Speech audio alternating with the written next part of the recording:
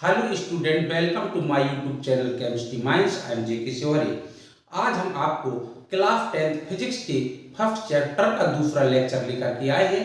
Chapter का नाम था परावर्तन तथा अपवर्तन, अर्थात प्रकाश का परावर्तन तथा अपवर्तन। इसका पहला वीडियो हमने आपको दे दिया था। इस वीडियो में हम प्रतिबिंब के बारे में बताएंगे और उत्तल दर्पण, समतल दर्पण, अवतल दर्पण, प्रत्येक दर्पण में बनने वाली प्रतिबिंब की कंडीशन बताएंगे। कैसा प्रतिबिंब बनेगा, आभासी होगा कि वास्तविक होगा। तो चलते हैं, सबसे पहले हम ये बताएं कि आखिर प्रतिबिंब है क्या। बिंब वस्तु होती है और वस्तु का जो चित्र दिखाई देता है वो प्रतिबिंब कहलाता है।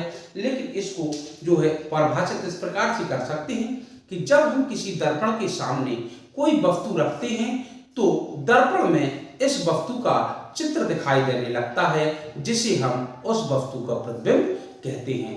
यह प्रतिबिंब दो प्रकार का हो सकता है, एक वास्तविक प्रतिबिंब और एक आभासी प्रतिबिंब। दोनों प्रतिबिंबों को थोड़ा चित्र से बताऊंगा और प्रतिबिंब की जो दूसरी डेफिनेशन बन सकती है वो भी बताऊंगा। तो सबसे पहले समझिएगा कि वास्तविक प्रतिबिंब क्या है और आभासी प्रतिबिंब क्या है। तो पहले इस चित्र को समझिएगा। तो देखिए, इन चित्रों में जो प्रतिबिंब बने हैं ये आपका वास्तविक प्रतिबिंब है और इधर जो प्रतिबिंब बना है ये आभासी प्रतिबिंब है। और देखिए, ये जो प्रतिबिंब बना है ये उल्टा है और ये सीधा है। तो इसके बारे में भी अभी आपको तुरंत बहुत ही क्लियर हो जाएगा, ठीक है ना।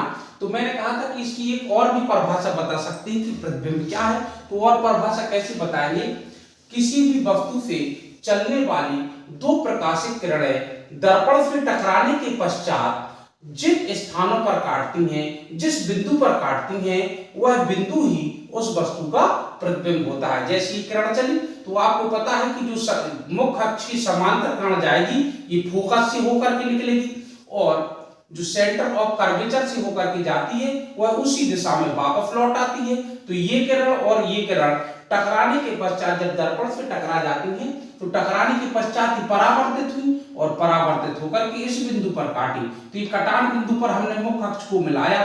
तो देखिए जरा, ये जो लाइन मिली है ये कहीं ना कहीं इस वस्तु का प्रतिबिंब ही है। तो हम क्या कह सकते हैं कि किसी भी वस्तु से चलने वाली दो प्रकाशित किरणें दर्पण से टकराने के पश्चात परावर्तित होकर जिन बिंदुओं पर मिलती हैं, जिस बिंदु पर मिलती हैं, उसे ही उस वस्तु का हम प्रतिबिंब कहते हैं, ठीक है। अब ये प्रतिबिंब कितने प्रकार के होते हैं? दो प्रकार के होते हैं। तो ये है तुम्हारा वास्तविक प्रतिबिंब। यदि दो परावर्तित किरणें वास्तव में एक दूसरे को काटती हैं तो बना हुआ प्रतिबिंब वास्तविक प्रतिबिंब कहलाता है। और यदि काटती हुई महसूस होती हैं, हम कल्पना करते हैं कि ये कहीं ना कहीं एक दूसरे को काटेंगी, तो वो प्रतिबिंब तुम्हारा क्या कहलाता है? आभासी प्रतिबिंब कहलाता है, वर्चुअल प्रतिबिंब कहलाता है, ठीक है ना।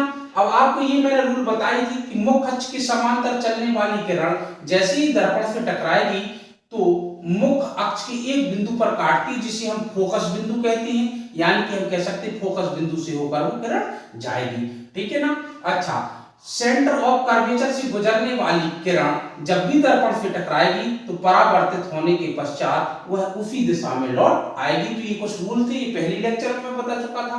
तो ये इसका प्रतिबिंब बना और ये वास्तविक प्रतिबिंब है। क्या है वास्तविक प्रतिबिंब? फिर से देखिए, जब किसी वस्तु से चलने वाली दो प्रकाशित किरणें दर्पण से टकराने के पश्चात परावर्तित होकर किसी बिंदु पर वास्तविक मिलती हैं तो हम उसको कहते हैं वास्तविक प्रतिबिंब। तो बनने वाले प्रतिबिंब को हम क्या कहते हैं? वास्तविक प्रतिबिंब। और यदि मिलती हुई प्रतीत होती हैं तो आभासी प्रतिबिंब होता है, ठीक है ना। अभी मैं इसकी सबकी कंडीशन बताऊंगा। ये तुम्हारा अवतल दर्पण है और अवतल दर्पण में तुम्हारी ये जो वस्तु रखी है सेंटर ऑफ कर्वेचर से थोड़ा दूर रखी है, तो इनकी सबकी कंडीशन बताऊंगा। अब आप पहली कंडीशन देखें जरा, ये समतल दर्पण पर प्रतिबिंब, समतल दर्पण पर प्रतिबिंब,